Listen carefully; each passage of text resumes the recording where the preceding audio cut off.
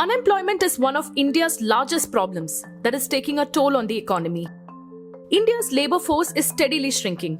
The pandemic has exacerbated the problem of joblessness, and data indicate that unemployment is one of the lasting scars of the pandemic. A recent report by the CMIE, which is the Center for Monitoring Indian Economy, revealed that in April alone, India's unemployment problem surged to 7.83% from 7.6% in March. How long will this downward trajectory continue? Some say the current situation could last for a very long time. Let's remember that pre-COVID in 2019, the end of 2019, the unemployment rate was at a 48-year high. Then came COVID. The result of that was that what the CMIE data is reporting, which is millions more losing work, and especially losing regular work. If you look into the CII indexes, what they have shown, there was a loss, huge loss of 5 lakh crores of rupees to the hospitality industry. And I'm sure last 2 years this was a major blow for such industry. For the manufacturing sector, particularly for the SME, which is a small and medium enterprises, and which provides nearly 90% job opportunities to our youth. In fact, millions of small units have closed down in the last 2 to 3 years. According to the CMIE, in March, the labor force shrunk by 3.8 million and stood at 428 million, which was the lowest in 8 months. Studies show that millions have left the labor markets and some have stopped looking for employment, possibly believing that there were no jobs available in the market. Experts say the fall in the jobs in the non-farm sectors is worrisome. First and foremost problem is that jobs in the non-farm sector are not growing at the rate at which young people are getting educated and joining the labor force after getting educated. If you look into the unemployment that we say, it is only because of many service industries that we find service industries like schools, gyms, theatres, which were all shut down during the pandemic, and the services were not taken into account, and they were all, there was a lot of migration that has taken place, and this has given significant impact to the unemployment rate that we can say. In the last few years, particularly after this demonetization, problems in the GST tax and 2 years of COVID period has affected the growth in the manufacturing sector, particularly in the small and medium enterprises, so where people get nearly 90% of the jobs. Although this our IT sector or on the online commerce, that is doing much better and is providing jobs, but for the lower section, so there is a fall in job opportunity. As we look into the various sectors that we all know about, the industrial sector, manufacturing sector, construction sector, of course, yes, there has been jobs that has come down drastically, and in manufacturing sector itself, there has been substantial drop. In the organized sectors such as cement and metal, the construction did not happen during the lockdown time, and so we should say that the labor force or the work area, that was what we call it as the labor market statistics, it has certainly given an economic distress. In November 2016, the government of India announced demonetisation. Since then, millions of people have lost their jobs. Alongside joblessness, there has also been a reduction in the labor force participation rate in the country. A drop in labor force participation undoubtedly signals an economic slowdown. It is poor economic policy. Please remember that 2016 is famous in the history of our post-independence India as the year of demonetization, a policy which had not been adopted ever in the history of any country in the world, but at 4 hours' notice, it was adopted in our country, with 86% of currency being made non-legal tender overnight practically.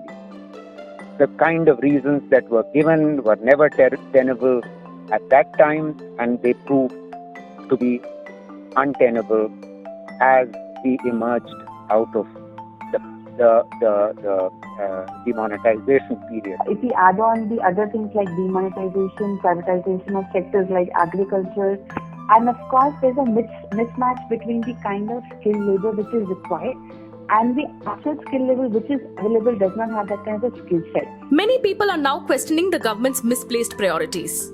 Where are the debates and deliberations on employment, economy, or development? Why are divisive politics and polarization taking center stage in our political discourse? It should be a matter of worry for any democratic growing economy. But because unfortunately our politics is now largely missing the economic debate, is perhaps not driven by the economic issues, whether of inflation or the job market or the growth, but is rather driven by the divisive politics. And that is one of the reasons that politicians are happy to ignore these economic realities, and because they can win the elections by dividing the population on the basis of, say, caste or the religion. As per statistics, the unemployment rate for college graduates is 19.3%, almost 3 times higher than the national average. According to the industry sector, universities are not producing skilled and trained professionals anymore. That apart, neither government nor the private sector has been able to generate jobs at the pace at which the youth are thronging out of colleges. There is definitely a problem that we are facing in terms of producing adequately skilled and job-ready graduates from the university system. We have a few universities that are good, but by and large, the vast majority of colleges and universities are not doing an adequate job in skilling their graduates and making them ready to be employable. It is true that the quality of our education system is not producing many employable people. The government has also permitted private sector to grow very rapidly over the last 10 to 15 years in the higher education sector. That has resulted in massification of tertiary education, but it has also resulted in very poor quality education being offered to these young people. The kind of education system that we have in our country, so we either majorly focus on just the education aspect, or just the metro and the tier B cities have access to education in the form of government schools. But if you go to the rural India, the schools are there, but in the form of infrastructure, quality of education, quality of teachers. So we don't see those things up to mark.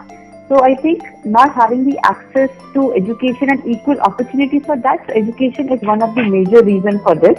And this, of course, has been followed by migration of labor, because the people cannot find the jobs in their own cities, in their own villages where they are residing. So migration, they have to migrate to major cities. And what I see the trend is people who have their own land, their own houses in the villages, they still have to come to the metro cities for their survival. India has seen a 30% decrease in jobs for youth since 2016. India's female workforce has also been shrinking, and fewer women were employed in rural and urban India in 2021 compared to 2019. Experts say it's time for the government to sit up and step up. We need to see that the skills are to be imparted, and better skills are to be imparted during the educational time, that is during the university time, so that they are made job ready and they can take up jobs properly. So the industries are waiting. Skill development is no longer a matter of a choice. It is imperative. We need to adapt. We need to adapt, and we need to survive, and we have to succeed.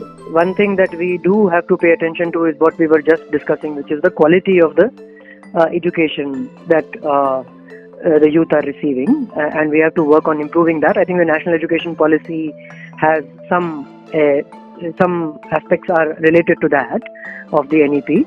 But equally importantly, we have to create the jobs itself. It's not enough just to have good skilling. We need to also have the opportunities for these youth. What is required for different people, including the industry, the private education players, the government, to come together and discuss and decide how to recreate and create new frameworks for education and training. The job crisis has also resulted in a rise in agitations across the country, like in Bihar and UP, related to recruitment scams or protests from people to be included in the OBC list. The job crisis is getting closer to home and hitting families hard. Government, for example, should develop national action plans where we can target youth for employment. They should establish enterprise incubation programs and infrastructure projects to hire and train young people. They should also incentivize education institutions and private operators to do the same. Manufacturing contribution to GDP used to be 17% in 1992. In 2013, it was still 17%. But since 2016, it has actually fallen first to 15%, then to 12% very recently, and it has only just recovered back to 13%. The fact of the matter is, there's been massive deindustrialization that has occurred, particularly in the unorganized sector. CMIE data tells us that in 2016, the absolute number of manufacturing jobs were 51 million.